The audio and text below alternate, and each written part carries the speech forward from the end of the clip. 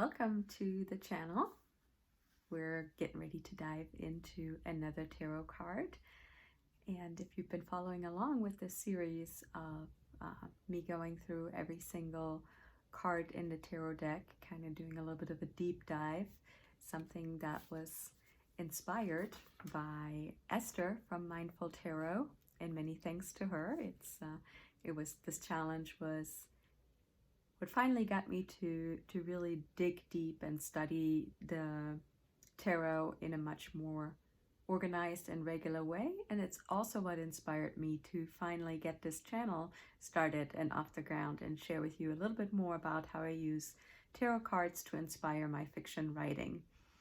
I'm a paranormal romance author, and I use tarot cards all the time to help me develop characters, to help me develop the stories, and to add another layer of meaning and richness to every chapter and scene that I write. And my goal with this channel, as I mentioned before, is to share a little bit of that with you. And we do that in part in this series, or I do that in this series, by sharing a little bit about how I use a particular card, what it tells me about a character, or what I might want to layer into a scene.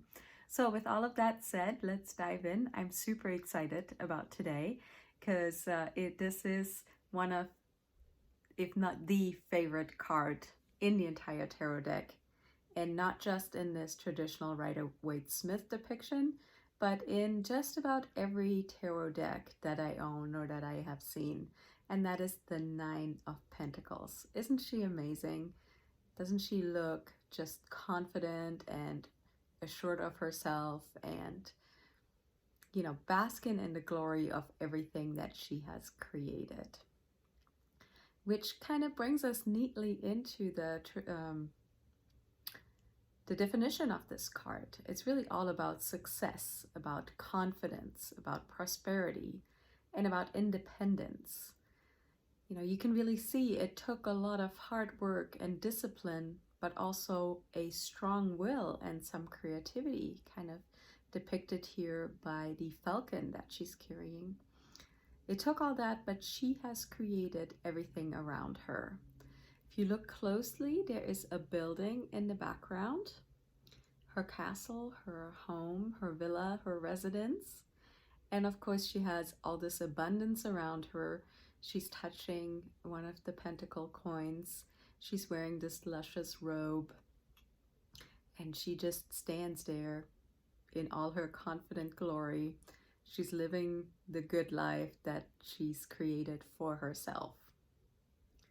Next, I want to zero in on a detail. It's a little hard to see, but if you look closely, there are some fence posts, mainly covered by these green vines around, but you can see them if you pay close attention. If you can't see it in the video, go ahead and pull a traditional Rider-Waite-Smith Nine of Pentacles card from your favorite deck and take a look. I'm sure you can spot it.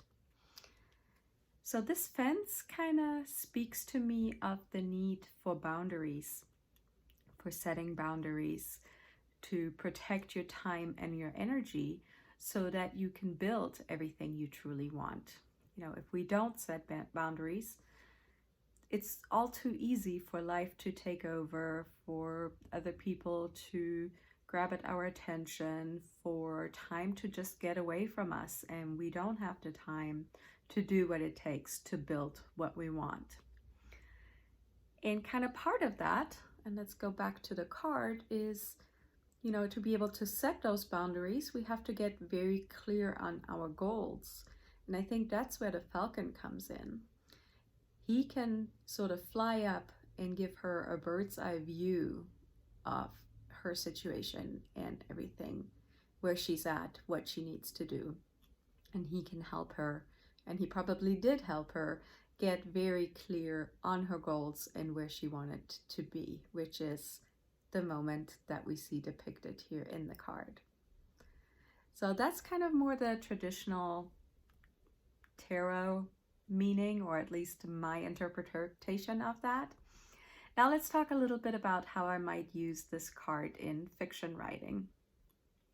If I'm creating a character, of course, this is a very strong indication that I have a strong, independent female in my cast of characters.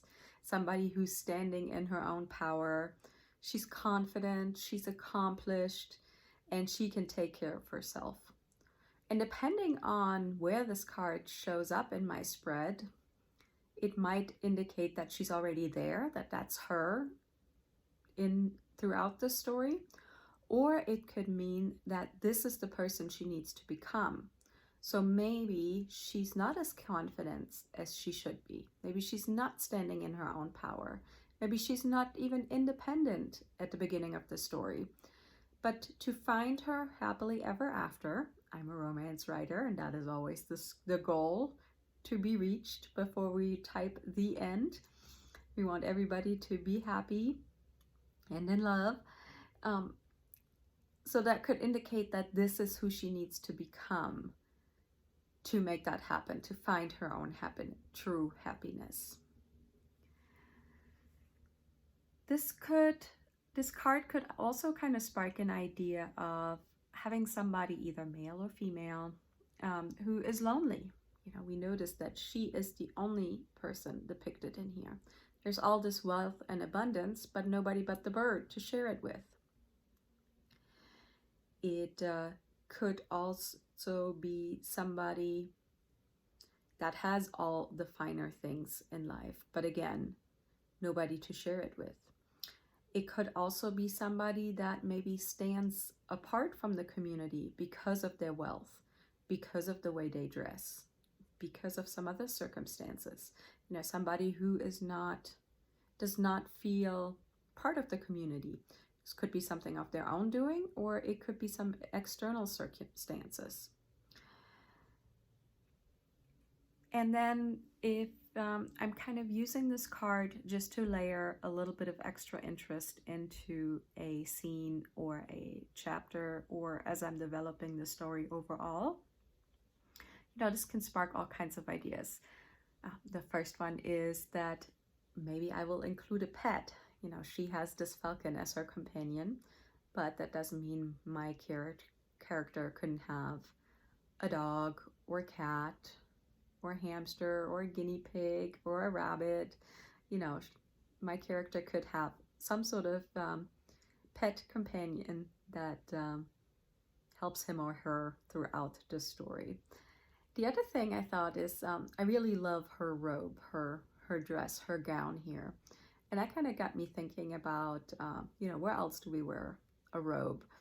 So what if my character, maybe her and some girlfriends, or her by herself, have a spa day? That would be kind of fun and kind of add some interest to a story.